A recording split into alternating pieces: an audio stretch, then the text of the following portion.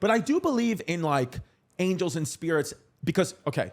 Like a guiding spirit? Yes, well, something. I do, because when Jasmine was pregnant with our oldest daughter, like literally, we were outside this place. It was called Johnny's Cafe. It was on 3rd Avenue and 93rd Street in Bay Ridge. And she was going to give birth in like 12 hours, right? Obviously, we didn't know that then, but she was going to give birth, and she's like walking around, like breathing. She's like, holy shit, like, Chris, like, this is happening. Like, we need to go. Like, my water's about to break. We need to go. And so I was like, okay. So I was like inside paying the bill, and I'm coming out, and I see her talking to this old man, like a really old man. Right. Like he was like in his mid 90s, like one of those guys, like it takes like 10 seconds to cross the street. Like he could only shuffle. And I come out, and I was like, well, who's that guy? Like I was talking to her here, right? And the old guy was right there. Again, it would have taken him 5 minutes to cross the street. She was talking to me. She goes, that guy, he was like, somebody's about to have a baby. Somebody's about to have a baby. And she was wearing a bigger jacket. So like she was in pain, but like you couldn't necessarily tell she was pregnant. But he was like, somebody's about to have a baby. And she was like, yeah. She was like, any minute now. And whatever he said, like, oh no, it's happening. And then I was like, oh really? And then I turned around and he was gone. I swear to God, he was gone. I just got goosebumps. He wasn't around the corner. Yeah. He wasn't across the street. He was nowhere. There was no door. He was fucking gone. Yeah. And then, my daughter's born. Everything's beautiful, great. She's about 5. Okay. 4 or 5. Okay. The place Johnny's Grill has now become a place called The Common. And we go to this place. We used to go to this place, The Common. We live in Bay Ridge. We love this place. We're walking there. Never told that story to her, never talked about that, nothing. Because we were just sort of like, it was weird, but like we never mentioned it to her. And we certainly never mentioned where it was, like nothing, right? Maybe she was even 4. And we're walking in for the very first time to take her there. We had went there, Jasmine and I, but we had never taken my oldest daughter there. We're walking and she goes, is this where I was born? And we were like, What?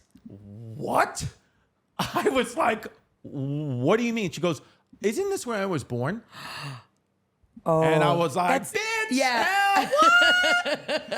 That was her guardian angel. I probably feel like it was. Bringing her into the world. I feel like it was. Oh, that's beautiful. And it was like insane to me. We're like, me and Jazz, like we both like stopped in our tracks where we were like, holy shit. And I don't know who that person was, but I know that one time when I was 18, I got into a really bad car accident. Like I got fucking demolished by this car I had climbed out of the back window. Yeah. That's the only way I could get out. I climbed out of the back window, and the FDNY said when they came, they were like, we were fully expecting to pull a body out of this. Like this car was a fucking accordion, but I was sitting there without a scratch on me. When that happened, when the airbags deployed and all that, like it certainly has a distinctive smell in airbag. It smells like smoke or whatever.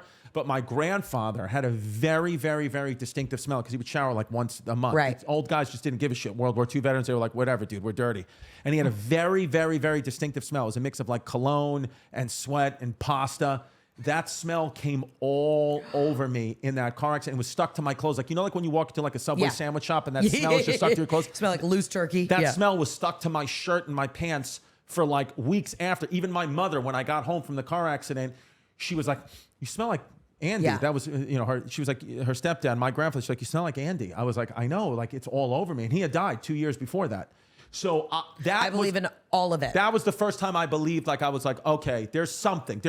Because I heard a scientist talk about once, he was like, look, I can't tell you if there's an afterlife. I don't know. Nobody can tell you that for sure. But so what I can tell you is that in just one of your billions of cells, just one of your cells, if we unraveled it, it's got enough energy to be an atomic bomb. So he said, so with that being said, if you're made up of a billion atomic bombs energy-wise, but they're so tightly wound, he said, I know that energy has to go somewhere when it is, when it dies. It has to go somewhere. Where? I don't know. He was like, but I know for a fact your energy has to live on because it's scientifically impossible for the energy to just dissipate into thin air, that much energy. So when my dad was dying of cancer, he was, from the day of diagnosis to the day of death, it was 7 days. It happened very quickly. He had pancreatic cancer, and we were in the hospital at MD Anderson in Houston, and I was in the room with my dad, and my dad was just like this funny, big, stoic guy, like super Southern funny, just awesome.